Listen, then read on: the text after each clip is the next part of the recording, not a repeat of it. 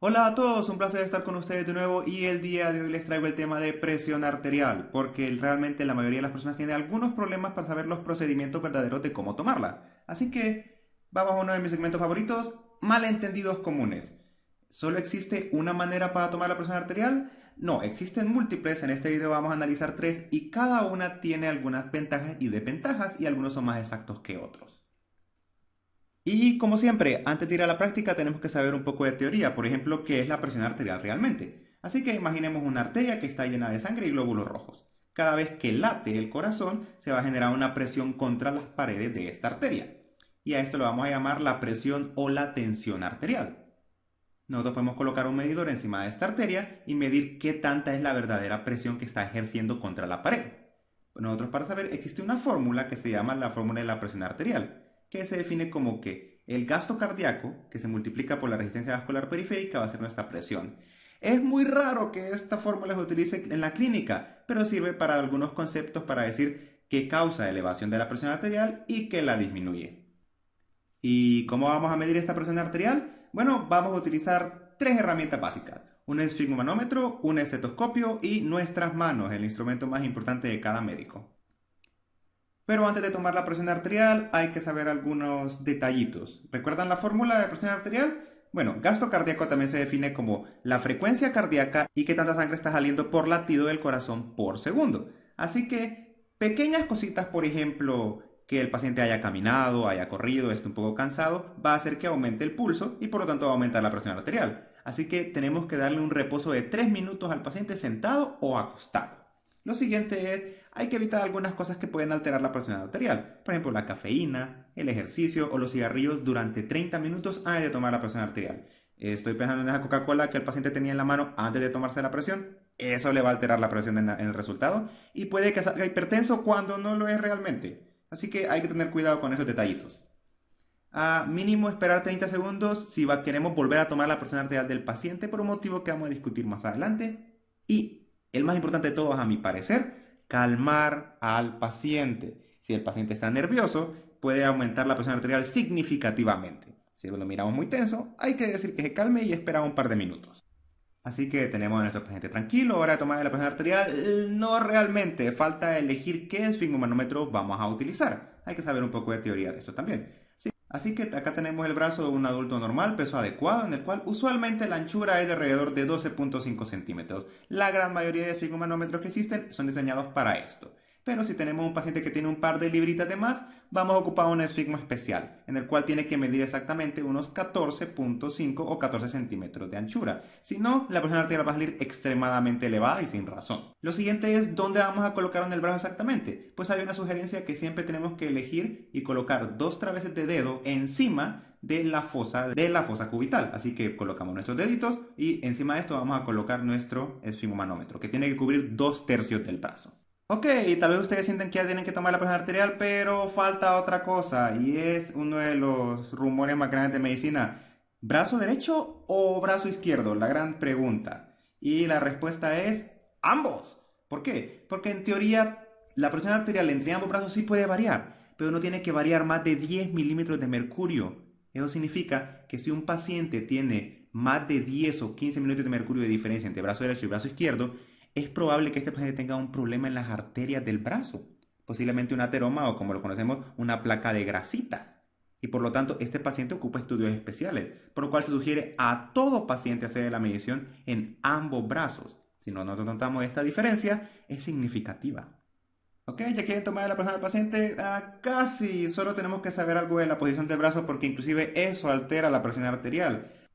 Así que hay tres posiciones básicas para tomar la presión arterial según el ángulo del brazo y como pueden ver puede cambiar hasta 10 puntos dependiendo del ángulo. Así que lo que sugiere la gente es que siempre lo tomemos en un ángulo de unos 30 grados como podemos ver en la parte B, que es lo común. Si nosotros venimos y le tomamos la presión arterial de nuevo al paciente en otro ángulo va a salir alterado. Y la siguiente sugerencia es siempre tiene que estar sentado o acostado. Si el paciente está parado, la presión diastólica aumenta hasta 6,5 milímetros de mercurio. Ok, yo creo que ya están tensos, pero la buena noticia es que ya podemos tomar la presión arterial al paciente, al fin, y vamos a ver los tres métodos más comunes para tomar la presión a un paciente. El primer método es el método oscilométrico o visual. Es el más sencillo, pero tiene el mayor rango de error. Lo bueno es que solo ocupamos un esfigmo, no ocupamos un estetoscopio para hacer esto. Así que tenemos nuestro brazo y vamos a venir con nuestros deditos y vamos a sentir el pulso radial del paciente. Luego vamos a utilizar estos dedos para saber dónde colocar el esfigmo y lo colocamos. Vamos a empezar a inflar el esfigmo hasta que ya no sintamos el pulso con nuestra mano. Eso significa que nosotros vencimos la presión arterial y por lo tanto vamos bien. Ahora que ya la vencimos, aumentamos 20 a 30 milímetros de mercurio más. Volvemos a inflar un poquito, no mucho. Así que digamos que nosotros dejamos de sentir el pulso a 120. Así que vamos a subirlo hasta 150. Luego desinflamos lento. Y cuando nosotros volvamos a sentir el pulso, en ese momento esa es la presión sistólica. Si nosotros sentimos el pulso cuando de nuevo está en 120, esa es la presión sistólica. Y justamente en ese momento vamos a notar algo curioso con el esfigmo, que la flechita va a empezar a moverse o vibrar. Y eso es común. Así que es posible también en teoría saber que estamos en presión sistólica solamente con la vibración. Y cuando deje de vibrar la flechita, digamos que deja de vibrar en un 80, entonces esa es la presión diastólica. Y como deben imaginar, este método tiene un rango de error bastante grande, porque no hay una manera muy buena de confirmar todos. La presión sistólica, por suerte, la presión sistólica es fácil de confirmar porque es con el pulso, pero la diastólica no. Así que este método no se prefiere a menos que en serio no tengan estetoscopio cerca suyo. El siguiente es el método más común, que es el método auscultatorio o auditivo. Es de los más eficientes, pero tiene algunas trampas que le molestan a la gente y ya les voy a explicar por qué. Así que tenemos nuestro brazo de nuestro paciente y esta vez vamos a sentir el pulso en la arteria braquial o humeral. Luego dos traves de dedo de nuevo y vamos a colocar nuestro esfigmomanómetro. Ahora vamos a colocar nuestro estetoscopio donde sentimos el pulso previamente braquial o humeral. Y básicamente hacemos lo mismo, empezamos a inflar hasta que dejemos de escuchar el pulso de la arteria. Cuando lo dejemos de escuchar significa que la colapsamos y vamos bien. Y luego aumentamos de nuevo 20 a 30 milímetros de mercurio y empezamos a desinflar lento. Ok, la pregunta acá es, ¿qué significa desinflar lento? Bueno, resulta que cuando uno infla el esfigmo, la presión arterial se eleva hasta 10 milímetros de mercurio y esto puede durar unos 20 segundos. Para evitar aumentarle artificialmente estos 10 milímetros de mercurio al paciente, tenemos que desinflarlo a 2 a 3 milímetros de mercurio por segundo, es decir, muy lento. Y ahora tenemos que escuchar atentamente con nuestro estetoscopio. Cuando escuchemos el primer latido o pulso, va a ser bien bajito y luego le van a llegar unos ruidos más fuertes. Uno pensaría que el ruido más fuerte es el que lo simboliza, pero no. El primer ruido es la presión sistólica. Luego se va a estabilizar, vamos a escuchar bastante pulso y de repente va a empezar a bajar y se van a amortiguar. Usualmente la gente piensa que cuando se calla todo y no escuchamos nada, esa es la presión diastólica, pero realmente la presión diastólica es cuando se amortigua todos los ruidos. A veces en algunas personas no se escucha el amortiguamiento y va directamente al silencio y en este caso también es la presión diastólica, lo que suceda primero. Y este es el método más eficiente y sería el mejor de todos si no fuera por un pequeño detalle fisiológico que existe llamado el vacío auscultatorio de Korotkov.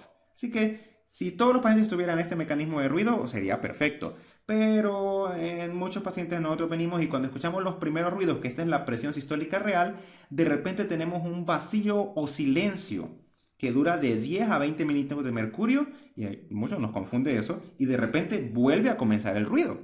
Y otra vez estabiliza. El problema es que si nosotros no escuchamos bien esa presión sistólica real, el primer golpe, entonces vamos a perder 20 puntos de presión arterial.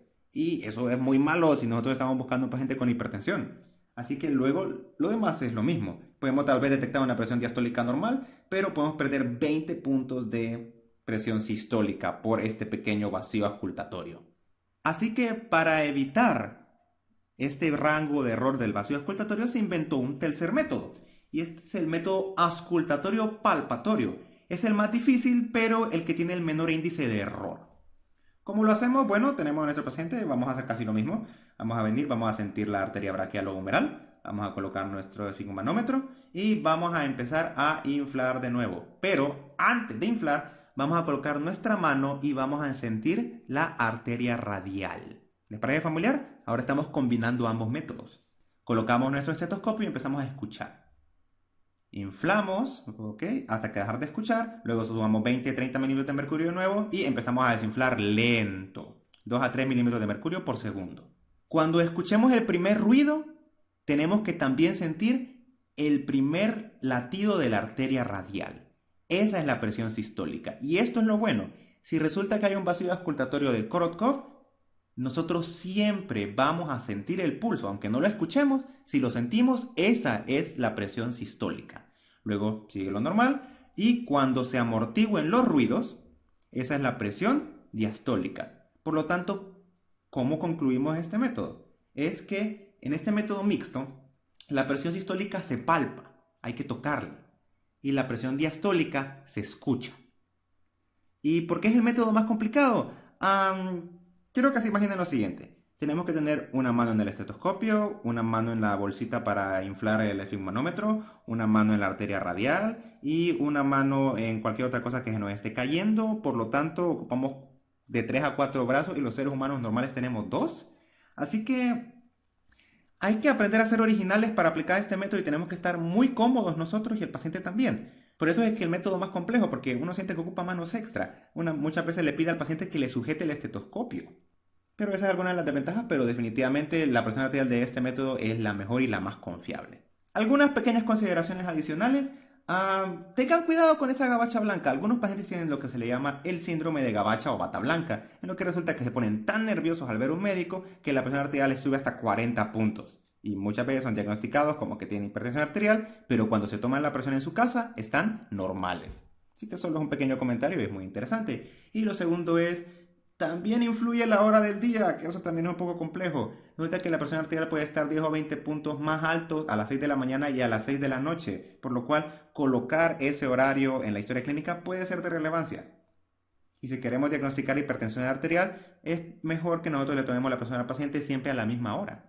Así que, ¿cómo vamos a escribir ahora nuestro resultado de presión arterial? Pues sugiere colocar en qué brazo se tomó la presión, los milímetros de mercurio sistólico y diastólico, el método que se utilizó y la posición y la hora. En cuanto a la posición, hay 3 figuritas sencillas. Nosotros colocamos esta figura si el paciente la tomamos de manera parada, que es lo menos apropiado.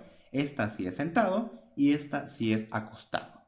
Así que de esta manera vamos a poder colocar el método más exacto y entendible de cómo tomamos realmente la presión arterial del paciente.